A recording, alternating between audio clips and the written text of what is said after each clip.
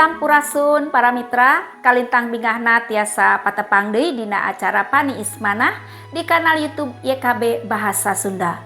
Lenyepanan urang dinten ieu dicutat tina buku renungan wasiat anu dijudulan Hirup Dina Caang. Dumasar serat Yohanes nu kahiji pasal 2 ayat 7 dugi ka 11. Sarengna nu janten puseur pangnenyepan urang nyaeta ayatna nu kadalapan anu unggalna kieu. Tapi deui anu ditulis ayeuna teh jadi parentah anyar ongkoh sabab kayaktianana geus tembong dina diri pribadi Kristus oge dina pribadi aranjeun. Jadi sajatining caang geus suminar poek geus leungit. Para mitra nyaah sareng ngewa tiasa disebatkeun minangka dua sisi ti sakeping artos nu sami. Salawasna silih aping. Dua hal eta salawasna aya dina diri satiap jalmi. Kumargi kitu setiap jalmi salawasna gaduh pilihan pikeun ngalampahkeun salah sawios di antawisna. Para mitra, pupusna Gusti Yesus disalib eta balukar tina kangewa kaceceb aranjeuna nu ngamusuhan mantena. Sapada harita pupusna teh janten buktos kanyaah Gusti Yesus kasakumna jalmi. Kumargi kitu aranjeuna nu ngangken minangka panganut Gusti Yesus disauran pikeun nuladanan sikep Gusti Yesus. Pupusna Gusti Yesus janten wujud kanyaah kanggo sadaya jalmi, janten ciciren pungkasna poek. Pupusna janten momen nu megatkeun sagala bentuk kangewa sareng janten awal enggal kanggo satiap panganutna hirup dina caang.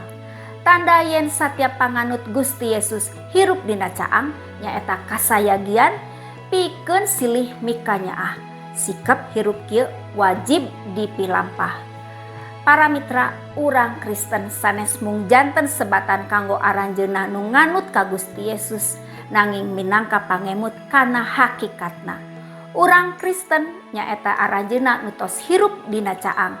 Buktos yen urang Kristen hirup dina caang nyaeta kasayagian pikeun mikanyaah ka sadaya jalmi. Sadaya jalmi teh wargi sanes musuh. Ieu sanes pilihan, ieu kawajiban. Urang Kristen nu teu milampah hal ieu hartosna ngamomore pangorbanan Gusti Yesus nu tos maparin hirupna kanggo sadaya jalmi. Para mitra, rupina sakitu anu kapihatur panglenyepan dinten ieu, pamugi tiasa janten berkah kanggo urang sadayana.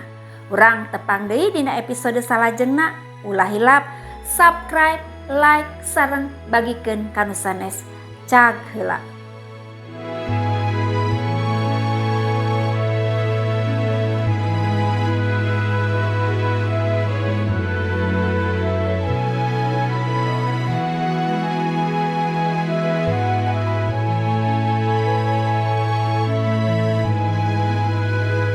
Sahabat, mari dukung pelayanan dan pekabaran Injil melalui YKB dengan membagikan link acara ini kepada sebanyak mungkin orang.